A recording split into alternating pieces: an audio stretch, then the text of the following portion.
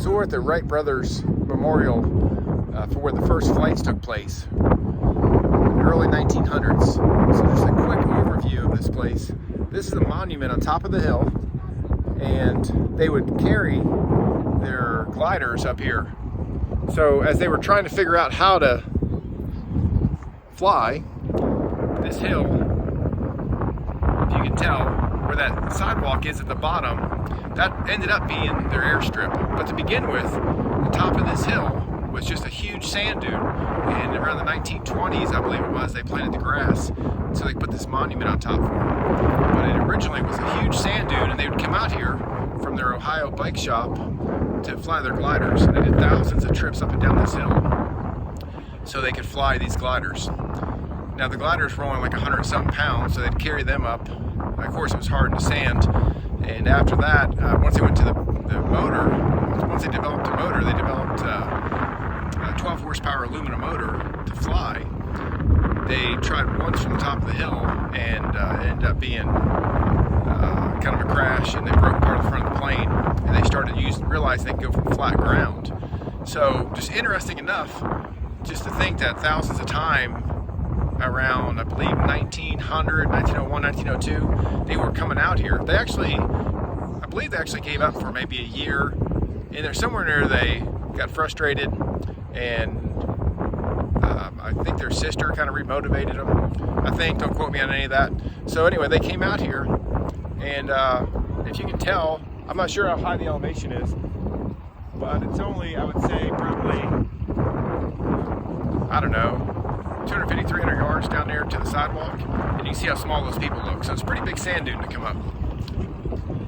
And now you could see the ocean in the background. They would signal, they put a flag up and signal the life-saving crew that was watching for boats would come up and help them at times. So you see this giant monument that was put up. Now this was put up in I think, I just read that sign, I think it was late 1920s, around 1930, 1928 to 1932, they planted all the grass and then erected this monument. And we'll go down to the bottom. At the far end of that sidewalk is a marker where their first flight took place, and the old workshop and hangar. So they built a replica here at the bottom of the hill. It's really cool. So if you come down here and see it, you can see how the whole setup was. The actual plane with one of the brothers inside. So kind of get an idea of the size. And interesting enough is they contacted some automobile companies asking about building a motor, and they couldn't figure out how to build a motor with 8 horsepower being that small. And a guy that they knew, I believe maybe he helped them with their shop some, was a machinist, and he used aluminum and created an engine that created 12 horsepower. So that is, having somebody that designed their own engine. A couple of bicycle designers, but they did have some pretty awesome bikes. They said their bicycle sold for upwards of $100 in 1900. So this guy over here was a guy that was on the life-saving patrol crew on the beaches, and he came over and helped some. He never operated a camera before, and he's the one that took the iconic picture. So they said, hey, take a picture when we do this. And he said, I never used one before. And so he was so excited when it took the first flight, he couldn't remember if he hit the picture or not.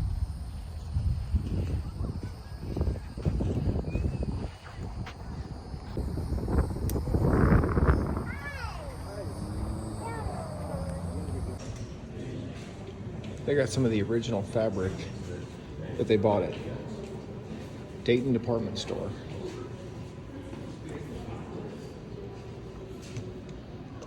What they put on the wings. These guys actually developed the whole thing. Bicycle parts, their own engine,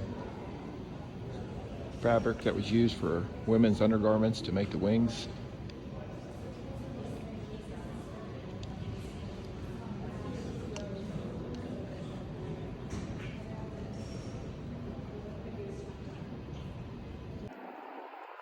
Okay, so this puts it in perspective. They had this rail that was only, how long was it? 40 feet. 40 feet. 40 foot rail with a metal strip on the top, and they used some of their bicycle parts, put their bicycle hub on the bottom for the bottom of the plane to run against, have a nice smooth area to take off. And the first big rock there, that is just a monument. But those rocks that are after that, those are the ones, the markers of the first flights, the first 4 flights. The first one was only like 120 feet, and the fourth one was about 850 feet. But this kind of gives you an idea of where they were at. The monument is back there behind us, and these buildings over here was where they were actually staying. So the bigger building is the second hangar they built. The first building was their original hangar, and they were staying in there with the plane, and then they had some, looks more like potato sacks between the ceiling joists that they nailed up there, and they would lay at that almost like a hammock. And they had their workshop and a wood stove, because when they originally came out, they had a tent, and of course the tent stakes were getting pulled out, and their tent was getting blown away. So they built this workshop to store the plane, and they ended up living in there with the plane while they were working on this. And then they built a bigger one. All right, so that's it. There's a lot of history right here. Okay, so we'll wrap this up with just a little information here. What's on the sign? Talks about how the townspeople were super supportive of these guys coming out, and they helped them, and they would end up being lifelong friends. Some of the ancestors of the people that lived in the Outer Banks still live here and work for the Preservation Foundation that preserves this park. Just an amazing thing when you think about it. You know, these guys came out here just past 1900 and developed an airplane. You know, no real safety, no hospital nearby, nothing as a precaution of, like, you know, they're getting in these gliders and taking off. No helmets, no safety gear, just going for it. Designing and trying it out. Designing and try it again. And spent a few years and ended up flying the first airplane across this as a sand dune, when this was all sand dunes. Just incredible. You know, the courage that it would have taken, and the time, the devotion to do this. So, okay, if you're in Kitty Hawk, come by and check out the memorial for the Wright brothers.